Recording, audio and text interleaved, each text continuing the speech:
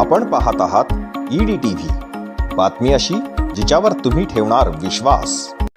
एखाद्या व्यवसायात सफल होण्यासाठी त्या क्षेत्रातील फक्त 35% ज्ञान आवश्यक असतं।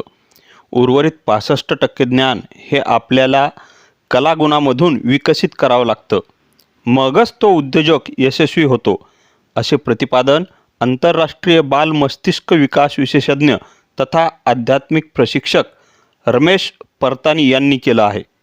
भारतरत्न श्री एम विश्वेश्वरैया यांचा जन्मदिवसानिमित्त दिनांक 15 रोजी आयोजित व्याख्यानात ते बोलत होते। Practicing architects and engineers association यांच्या वतीने या व्याख्यानाचे आयोजन करण्यात आले होते।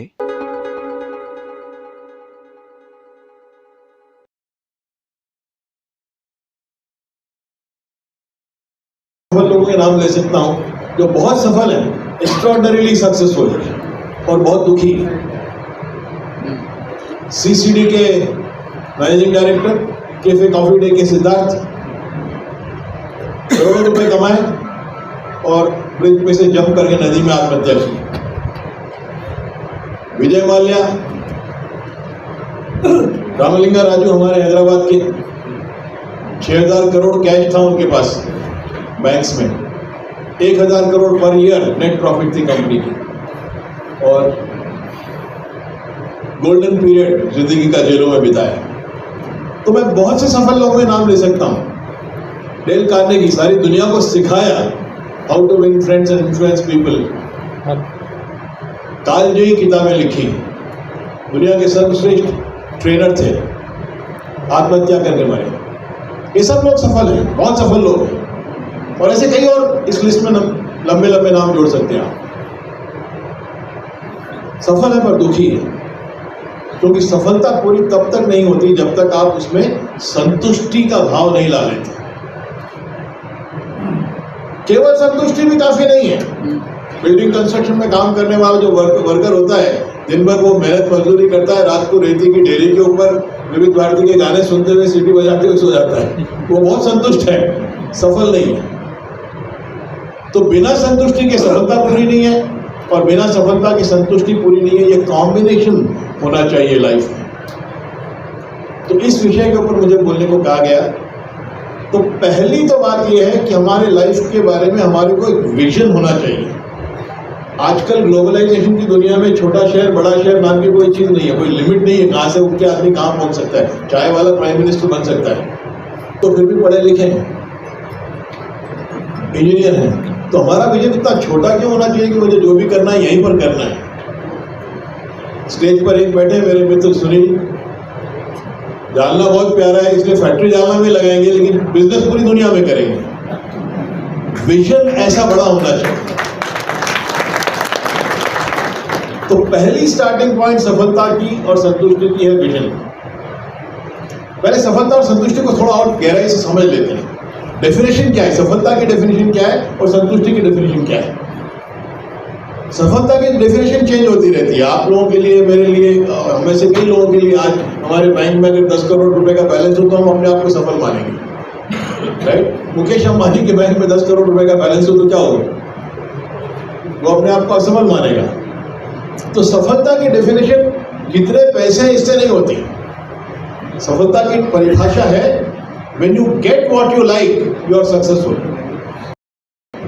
आप जो चाहो वो पा लो तो आप सफल होगे। संतुष्टि की डेफिनेशन थोड़ी अलग है। आपने जो पाया उसी को चाहने लगो तो आप संतुष्ट हो। ये दोनों विरोधाभासी शब्द दिखते हैं, सफलता और संतुष्टि, पर ये दोनों कॉम्प्लीमेंट्री हैं। जो चाहा वो पा लिया तो सफल हो गए, जो पाया उसी को चाहने लगे तो आप संतुष्ट हो गए। ये कॉम्बिनेशन जीवन में मिलना चाहिए। विजन क्यों बड़ा होना चाहिए, क्यों? जब तक लक्ष्य सामने नहीं है आप काम किसके लिए करोगे, किस दिशा में करोगे। तो लाइफ की स्टार्टिंग पॉइंट ये होनी चाहिए कि मेरा विजन क्या है। आज के 10 साल बाद, 15 साल बाद, 20 साल बाद मेरी लाइफ की शाम में मैं अपने आप को कहां देखना चाहता हूं। और जब भी विजन तय करो, इसमें दो बातें बहुत जरूरी हैं। क्या विजन तय कर रहे हो तो एक बात है, पर वो जो विजन तय कर रहे हो वो क्यों कर रहे हो, क्यों वो विजन हासिल करना चाहते हो, उसके पीछे भाव क्या है, नियत क्या है। ये बहुत महत्वपूर्ण आध्यात्मिक बात मैं आपको बता रहा हूं। क्या हासिल करना चाहते हो ये विजन है, पर वो क्यों हासिल करना चाहते हो ये उससे भी बड़ी महत्वपूर्ण बात है। क्योंकि हम भारत में रहते हैं, ये आध्यात्मिक देश है, और यहाँ पर जो कर्म सिद्धांत है ये बहुत महत्वपूर्ण, पूरी थ्योरी इसके ऊपर जीवन की टिकी हुई है। और इंजीनियर्स तो करने वाले लोग हैं ना, science is about knowing things, engineering is about doing things. तो कर्म जो करने वाला इंजीनियर है उसको ये पता होना चाहिए कि मैं क्या करना चाहता हूं, और मैं वो जो करना चाहता हूं वो क्यों करना चाहता हूं। क्योंकि आप जो कर रहे हो, जो कर्म आप कर रहे हो, उसका जो परिणाम होने वाला है वो केवल इस पर डिपेंड नहीं करता है कि आप क्या कर रहे हो, वो इस पर भी डिपेंड करता है कि आप जो कर रहे हो वो क्यों कर रहे हो, उसके पीछे आपकी इंटेंट क्या है, उसके पीछे आपकी नियत क्या है। और लाइफ का रूल है, the higher the why the easier is the how. आपका क्यों जितना बड़ा होगा, क्यों कर रहे हो, ये क्या कारण, क्यों जितना बड़ा होगा, जो आप कर रहे हो कैसे करोगे वो उतना आसान हो जाएगा। जितना बड़ा क्यों होगा, वाई होगा, उतना आसान हाउ हो जाएगा। ये कर्म सिद्धांत है, नियत, ये जिंदगी का रूल है। You have a freedom to make choices. आपके पास फ्री विल है कि आप जो ऑप्शन चाहो, आपके पास सामने 2 4 5 ऑप्शन है, आप जो चाहो ऑप्शन चुन सकते हो, ये फ्रीडम है आपको। पर एक बार आपने चुन लिया ऑप्शन, तो उसके बाद उसके जो परिणाम होंगे उससे आप मुक्त नहीं हो सकते, वो परिणाम से बंध जाते हो। You have a freedom to make a choice, but once you make a choice you become responsible for the consequences of the choice you made. जो चॉइस, जो चुनाव आपने किया, ये चुनाव करने की तो आजादी है, पर एक बार चुनाव कर लिया तो फिर उस चुनाव के जो परिणाम होंगे उन परिणामों से आप बंध जाते हैं। ये कर्म सिद्धांत है।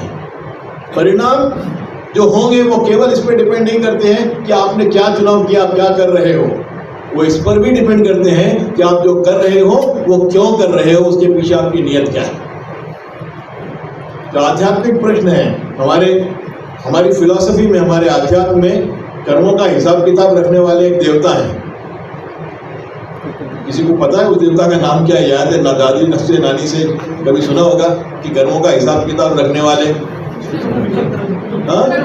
चित्रगुप्त। ताली मार दीजिए ना उनके लिए, प्लीज प्लीज क्लैप करो।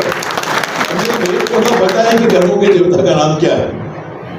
ये चित्रगुप्त कर्मों का हिसाब किताब रखने वाले देवता का नाम दिया हुआ है हमारे अध्यात्म में, और यह नाम बहुत रहस्यमय है।